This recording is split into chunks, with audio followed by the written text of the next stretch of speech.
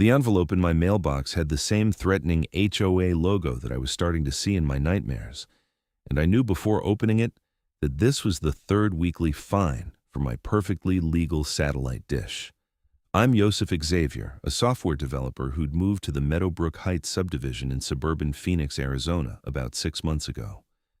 The house was perfect.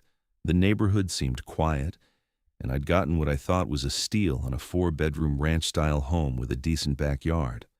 What I didn't know was that the Homeowners Association was run by a woman named Brenda Whitmore, who treated the neighborhood covenants like they were the 10 Commandments carved in stone. The satellite dish issue started 3 weeks after I moved in.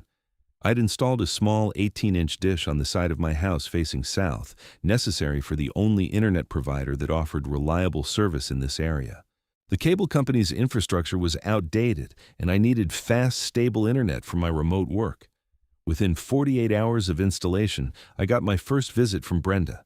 She'd shown up on a Tuesday afternoon, her perfectly coiffed blonde hair not moving an inch in the desert breeze, wearing a pastel pink blazer that probably cost more than my monthly mortgage payment. "Mr. Xavier," she'd said, her voice dripping with fake sweetness.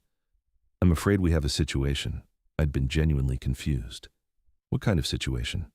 "That satellite dish." She'd pointed at it like it was a dead animal hanging on my wall. "It's a direct violation of our HOA covenants. Section 12, paragraph 4, clearly states that no external fixtures or installations are permitted without prior board approval." I'd pulled up the covenants on my phone right there, reading through the relevant section.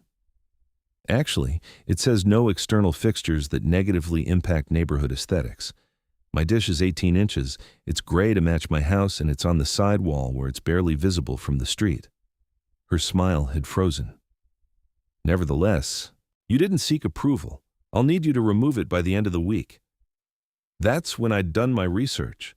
I'd spent the evening diving into FCC regulations, and what I found was enlightening.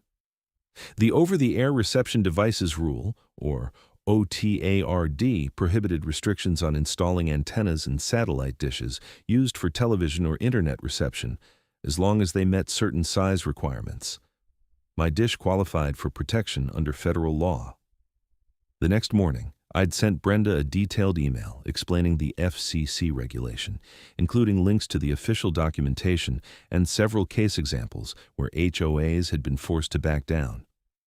I'd been polite but firm, explaining that federal law preempted their HOA covenants in this specific matter. Her response came 2 hours later. "We'll see about that." The first fine arrived that Friday. $250 for unauthorized external installation. I'd immediately sent another email, this time copying the entire HOA board, reiterating the federal protections and requesting they withdraw the fine. Instead, I got a letter from their attorney, some guy named Mitchell Cornwell, who worked for a firm that specialized in HOA law. The letter was full of legal jargon, but basically said that their covenants predated the FCC rule and therefore took precedence, which was complete nonsense. Now, holding the third identical fine in my hand, I was officially done playing nice. $750 in bogus fines, plus the threatening language in the letters about potential liens on my property if I didn't comply. It was time to bring in the big guns. I sat down at my computer and navigated to the FCC's website. They had a specific complaint process for OTARD violations, and I filled out every field meticulously. I attached photos of my satellite dish, copies of all the correspondence with the HOA, scans of the 3 fine notices, and a detailed timeline of events. I explained that I'd repeatedly informed the HOA of the federal protections, that I'd offered to provide documentation, and that they'd not only refused to acknowledge the law, but were actively punishing me for exercising my legal rights. The complaint went into the system on a Wednesday afternoon. I didn't expect anything to happen quickly. Federal agencies weren't known for their speed, but at least I'd started the official process. Thursday morning, I got my 4th fine notice. This one was hand-delivered by Brenda herself. She knocked on my door at 7:30 in the morning, wearing her usual armor of expensive activewear and superiority. "Mr. Xavier, this is getting ridiculous," she said when I opened the door. "You're now $1,000 in arrears with the association. If you don't remove that dish and pay your fines by Monday, we'll be forced to file a lien against your property." I'd had my coffee already, so my brain was functioning. "Brenda, I've explained this multiple times. What you're doing is illegal under federal law. The FCC's OTARD rule specifically prohibits HOAs from restricting satellite dishes used for internet or television reception. You can't enforce a covenant that violates federal law." She clutched her designer purse tighter. "Our attorney says we're well within our rights. The covenants were signed by you when you purchased the property. They're a legally binding contract." "Contracts can't violate federal law," I said, keeping my voice level. "You can't sign a contract that says you agree to commit murder and then claim it's binding. Federal law supersedes HOA covenants. This isn't my opinion. It's established legal precedent." Her face was turning red, which clashed terribly with her pink workout jacket. "Are you calling me a murderer?" "What?" "No, that was just an example of how contracts work. Brenda, I'm trying to help you here. If you keep pushing this, the HOA is going to end up in serious trouble. I've already filed a complaint with the FCC. That got her attention. Her eyes widened slightly before she regained her composure. "You did what?" "I filed a formal complaint with the Federal Communications Commission. They take OTARD violations very seriously. I'd suggest you consult with an attorney who actually understands telecommunications law, not just someone who specializes in HOA enforcement." She'd stood there for a moment, her mouth opening and closing like a fish, before turning on her expensive sneakers and marching back to her white Lexus SUV. I watched her peel out of my driveway, probably leaving rubber marks that would violate some other HOA covenant. I should mention that I wasn't the only person in the neighborhood who'd had problems with Brenda and her board. My next-door neighbor, Tom Richardson, had been fined repeatedly for parking his work truck in his own driveway. He was a contractor, and apparently commercial vehicles were prohibited on residential streets, even if you lived there. He'd eventually given up and started renting a storage space for the truck, adding $150 to his monthly expenses. 2 houses down, the Martinez family had been cited for having the wrong color mulch in their flower beds. Apparently, red mulch was acceptable, but brown mulch violated the aesthetic standards. They'd had to remove and replace 3 cubic yards of perfectly good mulch at their own expense. The stories went on and on. Brenda had been HOA president for 3 years, and in that time, she'd turned what was supposed to be a community organization into her personal fiefdom. The board consisted of her 2 friends, Patricia Sellers and Linda Kowalski, who rubber-stamped whatever Brenda wanted. Elections were held annually, but nobody else ever ran because the bylaws required board members to attend twice-monthly meetings and be available for emergency neighborhood situations, which basically meant being at Brenda's beck and call. Friday afternoon, I got an email from the HOA's attorney. It was more of the same, threatening legal action, claiming their covenants were enforceable, and demanding I remove the dish within 7 days. I forwarded it to my own attorney, Rebecca Hartman, who I'd consulted earlier in the week. Rebecca called me within an hour. "Yosef, this is fascinating. I've handled HOA disputes before, but this Cornwell guy either doesn't know about OTARD or he's deliberately misleading his client." "Which do you think it is?" I asked. "Honestly, probably a bit of both. Some HOA attorneys make their money from enforcement actions. They get paid to send threatening letters and file liens. If he actually told the HOA they couldn't enforce this, he'd lose that revenue stream. It's unethical as hell, but it happens. So what do I do?" "You've already done it. Filing the FCC complaint was exactly the right move. In the meantime, don't pay the fines, and definitely don't remove the dish. Document everything. Save every email, every letter, every fine notice. If they try to file a lien, let me know immediately and we'll fight it." I thanked her and hung up, feeling slightly better but still frustrated. I didn't want to be in a legal battle with my own neighborhood association. I just wanted to work from home and have reliable internet. The weekend passed quietly. I kept expecting another visit from Brenda, but she must have been regrouping. Monday came and went with no new fines, which was almost more unnerving than getting them. It felt like the calm before a storm. Tuesday afternoon, I was on a video call with a client when my doorbell rang. I excused myself and went to answer it, expecting to see Brenda with her latest threat. Instead, it was a process server handing me a thick envelope. The HOA was suing me, not just filing a lien, but actually taking me to court. The complaint alleged breach of contract, violation of covenants, and asked for damages including all the fines plus their attorney fees, totaling somewhere north of $5,000. They were also seeking an injunction requiring me to remove the satellite dish immediately. I called Rebecca immediately. She asked me to scan and email the complaint, which I did, and she called back 20 minutes later. "They're idiots," she said bluntly. "Filing this lawsuit when there's an active FCC complaint is possibly the dumbest thing they could do. It shows a pattern of intentional disregard for federal law. When the FCC responds, and they will, this is going to blow up in their faces spectacularly." "How long does the FCC usually take?" I asked. "Hard to say.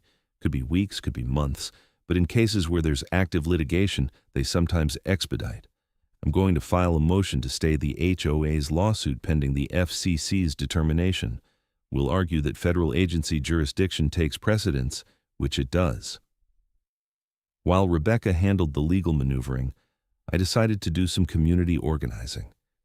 I created a private Facebook group for Meadowbrook Heights residents and started inviting people I knew had issues with the HOA. Within 48 hours, I had 37 members, all with their own horror stories about Brenda and the board. Tom Richardson posted about his truck situation. The Martinez family shared photos of their forbidden brown mulch. A woman named Sarah Chen described how she'd been fined for installing solar panels, even though, like satellite dishes, solar panels were protected under federal law. Another resident, James Blackwell, had been cited for having a basketball hoop in his driveway because it constituted a permanent recreational structure without approval. The pattern was clear. Brenda wasn't enforcing reasonable community standards. She was using the HOA as a weapon to control everyone around her, and she was making money doing it.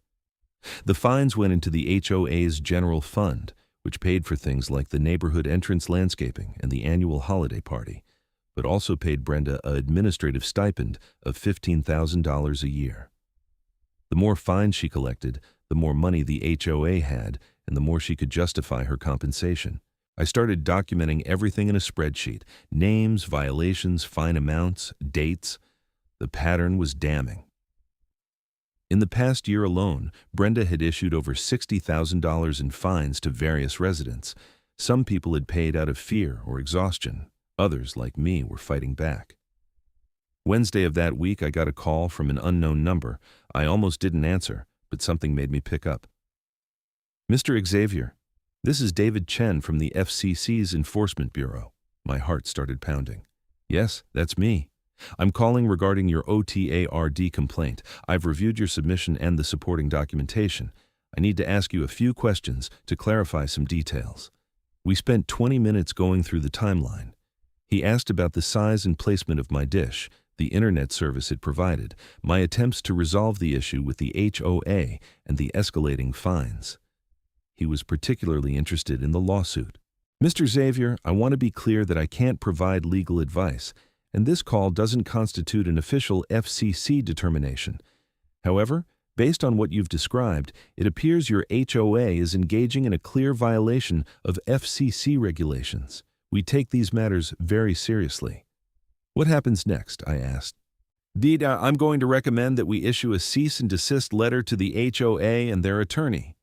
This will inform them of the federal violation and require them to immediately stop all enforcement actions related to your satellite dish. They'll also be required to refund any fines they've collected and remove any threats of liens or other punitive measures." I felt a wave of relief wash over me. "How long will that take?" "The letter should go out by end of week. They'll have 10 days to respond and comply. If they don't, we can initiate formal enforcement proceedings, which can include federal fines of up to $10,000 per day for continuing violations." After I hung up, I sat in my living room for a while, just processing.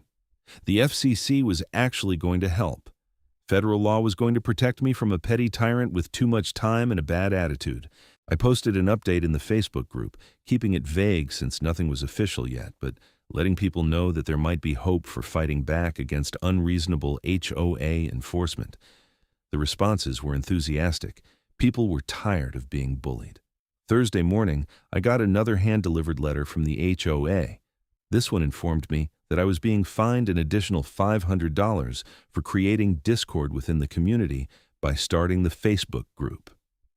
Apparently, there was a covenant about not engaging in activities that promoted neighborhood disharmony. I actually laughed out loud. It was so absurd, so perfectly on brand for Brenda that I couldn't help it. I took a photo of the letter and added it to my FCC complaint file, then posted it in the Facebook group with the caption, "Apparently talking to your neighbors is now a finable offense." The group exploded. People were furious. Several members posted that they'd received similar intimidation attempts when they'd complained about HOA actions. One person shared that Brenda had actually called their employer to complain about their disruptive behavior in the neighborhood, trying to get them in trouble at work. That last one caught my attention. If Brenda was contacting people's employers, that crossed a serious line. It could be considered harassment or defamation depending on what she said. I reached out to that resident, a guy named Marcus Thompson, and asked if he'd be willing to share details. Marcus called me that evening. Man, it was insane. I got called into HR because Brenda had sent them an email claiming I was running an illegal business out of my home and that they should be aware they were employing someone who violated contracts. My boss was confused as hell. I had to explain the whole HOA situation. What was the illegal business? I asked. I teach guitar lessons. Like 3 students, once a week each, they come to my house. Apparently that's a commercial activity and violates the residential use only covenant. Brenda saw one of the parents dropping off a kid and went full detective mode. Did your employer care? No, they thought it was ridiculous, but it was embarrassing and stressful. I ended up paying the fine, $250 just to make it stop. I couldn't risk my actual job over her vendetta. I told Marcus about the FCC complaint and suggested he might want to consider filing his own complaint about the harassment. He said he'd think about it, but I could tell he was worried about escalating further. Friday afternoon, exactly when David Chen had promised, I received an email with a PDF attachment. The subject line read, "FCC Enforcement Action, your reference number." I opened the PDF with shaking hands. It was official FCC letterhead, addressed to both the Meadowbrook Heights HOA and their attorney, Mitchell Cornwell. The letter was beautiful. It outlined the OTARD rule in detail, cited the specific federal regulations, and explained that the HOA's actions constituted a clear violation of federal law. It ordered them to immediately cease all enforcement actions related to my satellite dish, withdraw all fines, remove any threats of liens or legal action, and refrain from any future interference with my federally protected right to maintain the dish. The best part was the final paragraph. Failure to comply with this directive within 10 business days may result in formal enforcement proceedings, including federal fines and penalties. Additionally, any continued litigation or harassment related to this matter may be considered willful and knowing violation of federal law, subject to enhanced penalties. I forwarded the email to Rebecca, who called me immediately. "Oh, this is gorgeous. I'm going to file this with the court today and renew my motion to dismiss their lawsuit. They're going to have to back down now or face federal sanctions." I also forwarded it to the Facebook group with a simple message. "Federal government says the HOA is breaking the law. If you have similar issues, you have rights." The response was overwhelming. People started sharing their own stories about protected activities the HOA had tried to restrict. Sarah Chen, with her solar panels, immediately filed her own FCC complaint. Another resident, Mike Patterson, had been told to remove his amateur radio antenna, which was also federally protected. He filed a complaint too. By end of business Friday, I'd helped 6 different neighbors file FCC complaints for various OTARD violations. Brenda's little empire was starting to crumble. Monday morning, I was working from home when I heard a commotion outside. I looked out my window to see Brenda standing in my driveway, screaming into her phone. I couldn't make out the words, but the body language was clear. She was furious. A few minutes later, Rebecca called. "Did you send that FCC letter to other people?" I shared it with some neighbors who had similar issues. Why? Because Cornwell just filed an emergency motion claiming you're leading some kind of conspiracy to harass the HOA. It's nonsense, but he's big mad. The judge isn't going to take it seriously. But I wanted to give you a heads up. Brenda's in my driveway right now yelling on the phone. Do not engage with her. If she approaches your door, don't answer. If she won't leave, call the police for trespassing. Document everything. I hung up and watched as Brenda finished her call. She stared at my house for a long moment, and I could see her face was red even from this distance. Then she got in her Lexus and drove away, but not before stopping in front of my mailbox and taking a photo of my house with her phone. The next few days were tense. The HOA's response to the FCC letter came on Wednesday, and Rebecca got a copy since she was my attorney of record. Cornwell had written a long, rambling reply arguing that HOA covenants constituted a private contract and that the FCC had no jurisdiction over private contractual matters. He cited several cases, all of which Rebecca immediately identified as either inapplicable or misinterpreted. He's grasping at straws, she told me. These are cases about different types of covenants, none of them involving OTARD. He's hoping the FCC won't bother to check his citations. Thursday, the FCC responded. David Chen called me personally to let me know. Mr. Xavier, we've reviewed the HOA's response, and it's insufficient. We're proceeding with formal enforcement. We're also expanding our investigation based on the other complaints we've received from your neighborhood. It appears there's a pattern of violations. What does that mean exactly? It means we're treating this as a systemic issue rather than an isolated incident. The penalties could be significantly higher, and we may require the HOA to implement training and oversight procedures to prevent future violations. We're also going to recommend they retain a different attorney who actually understands telecommunications law. I thanked him profusely. After hanging up, I sat back in my chair and just breathed for a minute. It was really happening. The federal government was stepping in to stop Brenda's reign of terror. That evening, I got a knock on my door. It was Tom Richardson from next door, holding a beer and grinning.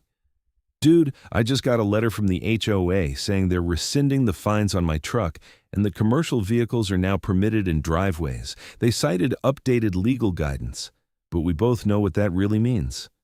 I invited him in, and we talked for a while. He told me that several other neighbors had gotten similar letters. The HOA was backing down across the board, trying to get ahead of the FCC investigation. Brenda was probably terrified of federal fines, but she wasn't done fighting. Friday morning, I got a certified letter from a new attorney. Brenda had apparently fired Cornwell and hired a lawyer named Patricia Vance who specialized in civil litigation. The letter informed me that Brenda was suing me personally for defamation, claiming I'd made false statements about her to neighbors and damaged her reputation. I called Rebecca immediately. She sighed when I read her the letter. This is a slap suit. Strategic lawsuit against public participation. She's trying to intimidate you into silence. Arizona has anti-slap laws. We can fight this, but it's going to be annoying. How much is this going to cost me? Let me handle it. If we win the anti-slap motion, which we will, she'll have to pay your attorney fees. She's digging herself deeper. The lawsuit claimed I'd told neighbors that Brenda was corrupt, abusing her power, and stealing from the HOA. The problem with her case was that I'd never used those exact words, and even if I had, they were either true or constituted protected opinion. The discovery process was going to be very interesting because it would require the HOA to open their books and show how they'd spent all that fine money. Over the next 2 weeks, things escalated quickly. The FCC formally notified the HOA that they were being fined $25,000 for their OTARD violations and refusal to comply with the cease and desist order. The fine was actually lower than it could have been, because the HOA had, after getting the second letter, finally backed down and rescinded all the satellite dish and solar panel-related fines. But the defamation lawsuit against me was still active, and Brenda was apparently all in on it. Patricia Vance filed a motion for expedited discovery, and we had to start turning over documents. I handed over everything, my emails with the HOA, the Facebook group posts, my complaint to the FCC, all of it. I had nothing to hide. Rebecca subpoenaed the HOA's financial records, and that's when things got really interesting. The HOA was required to produce 3 years of banking statements, fine records, and expense reports. When we got the documents, Rebecca spent a weekend going through them, and what she found was explosive. She called me on Monday morning. "Yosef, we need to talk. Can you come to my office?" I drove over immediately. Rebecca had the documents spread across her conference table, color-coded sticky notes everywhere. "Okay, so here's the situation. The HOA has collected approximately $215,000 in fines over the past 3 years. That's a staggering amount for a neighborhood of 85 homes. Where did the money go? That's the question. According to their bylaws, fine money is supposed to go into a reserve fund for neighborhood improvements and emergency maintenance. But look at this." She pointed to a series of transactions. Regular transfers from the HOA account to an account held by something called Meadowbrook Community Services, $10,000 a month, every month for 3 years. What's Meadowbrook Community Services? I did some digging. It's an LLC registered to Brenda Whitmore. She's been transferring HOA money to her own company, then paying herself consulting fees. I felt my jaw drop. That's embezzlement. It's worse than that. Look at what the company supposedly does. She showed me a document. Meadowbrook Community Services is listed as providing landscaping, maintenance coordination, and administrative services. But the HOA also pays separate vendors for actual landscaping and maintenance. I cross-referenced the expenses. Brenda's company doesn't do anything. It's a shell to funnel money to herself. How much are we talking about? Rebecca did some quick math. $360,000 over 3 years, plus her $15,000 annual stipend as president. She's pulled almost $400,000 from the HOA. I sat down heavily. We need to report this to the police. Already ahead of you, I've been on the phone with the Arizona Attorney General's office. They have a division that handles HOA fraud. They're very interested. Within 48 hours, the Attorney General's office had opened an investigation. They sent auditors to examine the HOA's records and interviewed multiple board members. Patricia Sellers and Linda Kowalski, Brenda's rubber stamp board members, apparently had no idea about the financial arrangements. They'd trusted Brenda to handle the money and just signed whatever she put in front of them. The defamation lawsuit quietly disappeared. Patricia Vance withdrew as Brenda's counsel, probably realizing her client was about to face criminal charges and not wanting to be associated with the case. The neighborhood was in an uproar. The Facebook group had grown to 73 members, nearly every household in Meadowbrook Heights. People were demanding answers, calling for emergency HOA meetings, and some were talking about filing a class action lawsuit to recover the stolen funds. I stayed out of it as much as possible. I'd started this whole thing just wanting to keep my satellite dish, but it had snowballed into something much bigger. Rebecca advised me to keep my head down and let the authorities handle it. 3 weeks after the AG's office started their investigation, Brenda was arrested. I wasn't there, but Tom Richardson was, and he told me the whole story. 2 investigators and a uniformed police officer showed up at her house on a Tuesday morning. She had answered the door in a designer tracksuit and was genuinely shocked when they placed her in handcuffs. The charges were theft, fraud, and abuse of fiduciary duty, all felonies. Her mugshot made the local news. The story was too good for reporters to ignore. Wealthy HOA president embezzles hundreds of thousands from neighbors while terrorizing them with petty fines. It had everything, and Brenda's perfectly coiffed hair and expensive clothes in the mugshot just made it more compelling. The HOA held an emergency election. Brenda was automatically removed from the board due to the criminal charges, and Patricia and Linda resigned in embarrassment. New board members were elected, including Tom Richardson and Sarah Chen. One of their first acts was to vote to refund every single fine that Brenda had issued during her tenure as president. The HOA's insurance carrier wasn't happy about it, but the new board argued it was necessary to restore trust in the organization. I got a check for $1,250, representing all the fines I'd been issued plus interest. It felt good, but it wasn't about the money anymore. It was about standing up to a bully. Rebecca successfully filed an anti-SLAPP motion for the defamation case, even though Brenda had withdrawn it. The judge ruled in our favor and awarded me attorney fees, which came to about $8,000. Brenda's attorney had to write that check personally since she'd already paid her retainer to Patricia Vance and then fired her. The criminal case moved slowly, as these things do. Brenda's new attorney, a criminal defense lawyer named Robert Hutchinson, tried to argue that the Meadowbrook Community Services payments were legitimate compensation for work she'd done. The prosecution brought in forensic accountants who testified that there was no evidence of any work product, no invoices, no timesheets, nothing to justify the payments. It was a pure sham. Meanwhile, the new HOA board was working to repair the damage. They hired a legitimate property management company to handle administrative tasks, eliminating the temptation for any one person to control the finances. They rewrote the covenants to remove vague or unenforceable provisions and added specific language acknowledging federal protections for things like satellite dishes, solar panels, and amateur radio antennas. They even held a neighborhood barbecue to try to rebuild community trust. I attended the barbecue and met dozens of neighbors I'd never really talked to before. Everyone had a Brenda story, the guy who'd been fined for having his trash cans visible from the street for 30 minutes after pickup time, the woman who'd been cited for planting flowers that weren't on the approved list, the family who'd been threatened with a lien for having a trampoline in their fenced backyard. But there were also hopeful stories. Tom had his truck back in his driveway and had saved enough from not paying storage fees to take his family on vacation. Sarah Chen's solar panels were saving her hundreds on electricity, and nobody was bothering her about it. Marcus Thompson was teaching guitar lessons again without looking over his shoulder. 6 months after my first fine notice, Brenda's trial began. I was called as a witness, mostly to establish the timeline of events and show the pattern of harassment. I testified for about 45 minutes, walking the jury through the satellite dish fines, the threatening letters, the Facebook group, and how the FCC investigation had uncovered the broader fraud. The prosecution's case was overwhelming.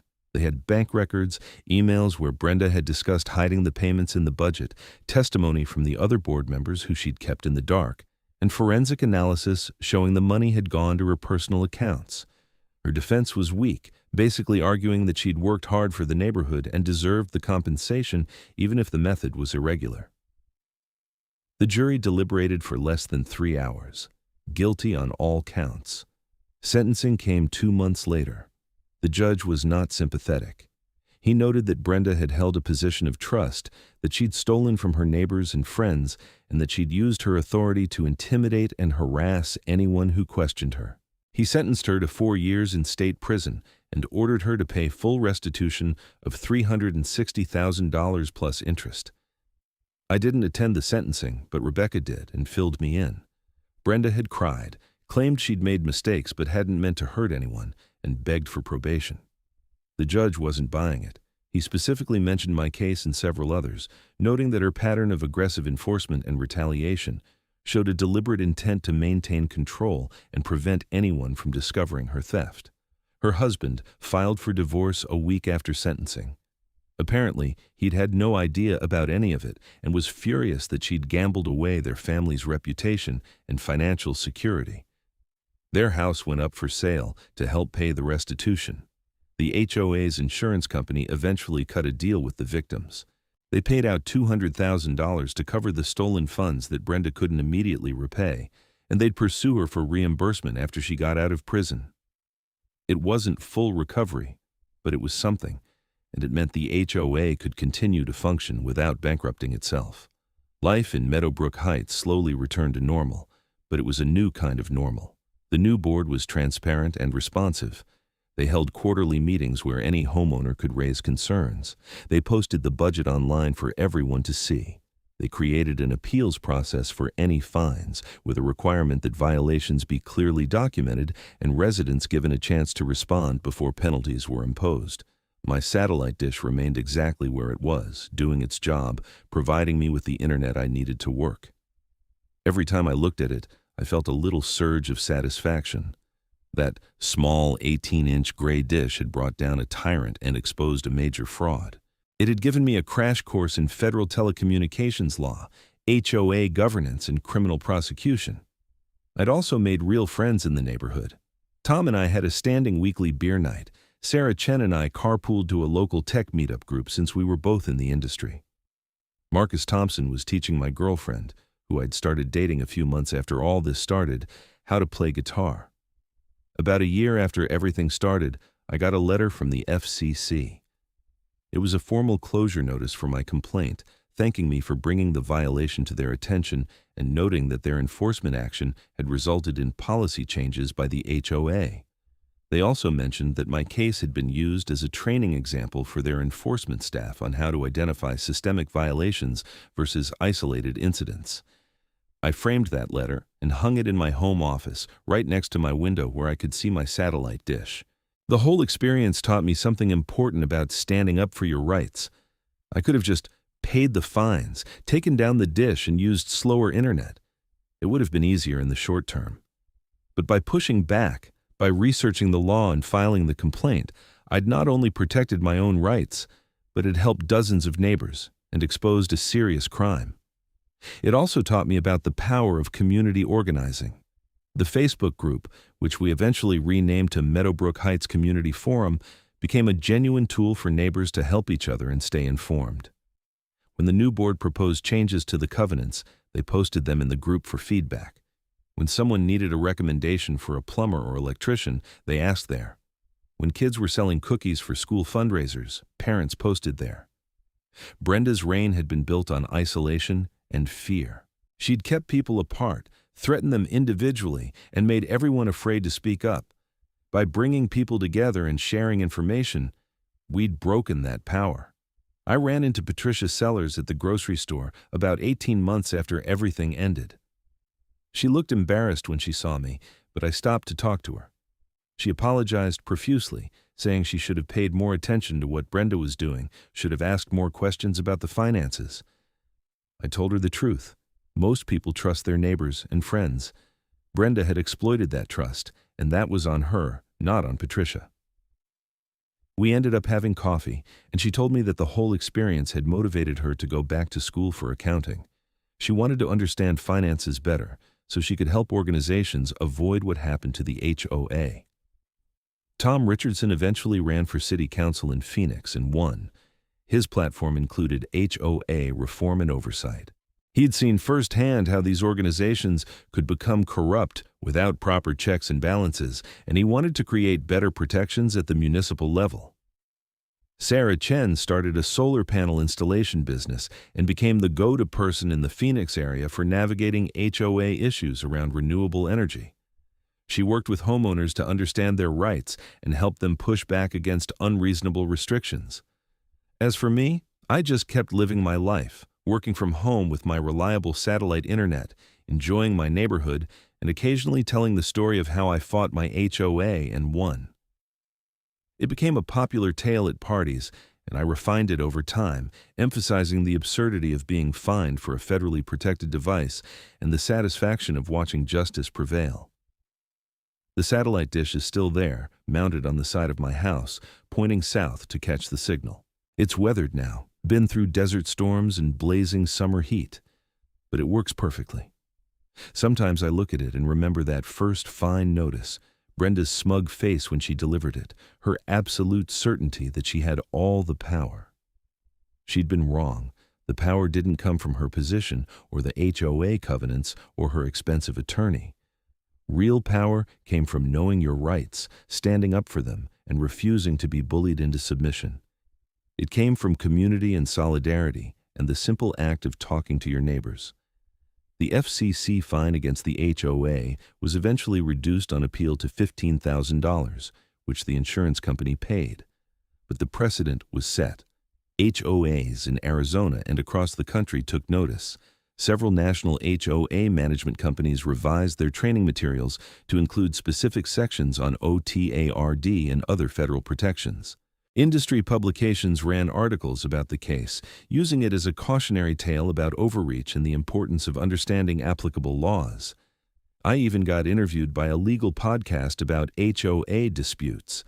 The host was fascinated by how a simple satellite dish had unraveled such a complex web of fraud and abuse. I explained that it wasn't really about the dish. It was about a pattern of control and intimidation that the dish had exposed. If Brenda hadn't been so aggressive about enforcing illegitimate rules, if she'd been willing to listen to reason about federal law, none of the rest would have come to light. But her arrogance and her certainty that she could bully people into compliance had been her downfall. She couldn't stand the idea that someone was challenging her authority, so she doubled down, gotten her attorney involved, filed a lawsuit, and drawn attention to herself. The FCC investigation had led to scrutiny of the HOA finances, which had revealed the embezzlement. Her own aggressive enforcement had sealed her fate. 3 years after that first fine notice, I got a letter from the Arizona Department of Corrections. Brenda was up for early release after serving half her sentence with good behavior. As a victim, I had the right to submit a statement to the parole board about whether she should be released. I thought about it for a long time. Part of me was still angry about the harassment, the stress, the legal fees, and the sheer audacity of what she'd done. But another part of me recognized that she'd already lost everything: her freedom, her marriage, her reputation, her house, and her standing in the community. 4 years in prison was no joke, even with early release after 2. I wrote a brief statement saying I didn't object to her parole, but I hoped she'd used her time in prison to reflect on her actions and understand the harm she'd caused. I noted that she'd stolen from people who trusted her and used her position to intimidate and control rather than serve. I said I hoped she'd find a way to make amends and live a better life going forward. I don't know if my statement made a difference, but she was released on parole 6 months later. I heard through the neighborhood gossip network that she'd moved to Tucson, was working as a cashier at a retail store, and was living in a small apartment while paying off her restitution debt. It was a dramatic fall from the woman who'd ruled Meadowbrook Heights like her personal kingdom. I never saw her again, and I was fine with that. The whole experience had been educational and ultimately beneficial for the neighborhood, but I didn't need closure or confrontation. She'd faced consequences for her actions, and that was enough. My satellite dish still sits on the side of my house, a small gray circle that represents so much more than internet access. It's a symbol of the importance of knowing your rights, of standing up to bullies, of community solidarity, and of the fact that sometimes the little guy really can win against someone who seems to have all the power. Every time I see it, I smile. That 18-inch dish changed my life, changed my neighborhood, and taught me that federal law exists for good reasons. The FCC's OTARD rule wasn't just bureaucratic regulation, it was a protection for ordinary people against exactly the kind of overreach Brenda represented. And when I tell people the story now, I always end it the same way. If someone tries to fine you for exercising your legal rights, don't back down. Research the law, file the complaints, stand your ground. Because sometimes that satellite dish is about more than just watching TV or getting internet. Sometimes it's about justice.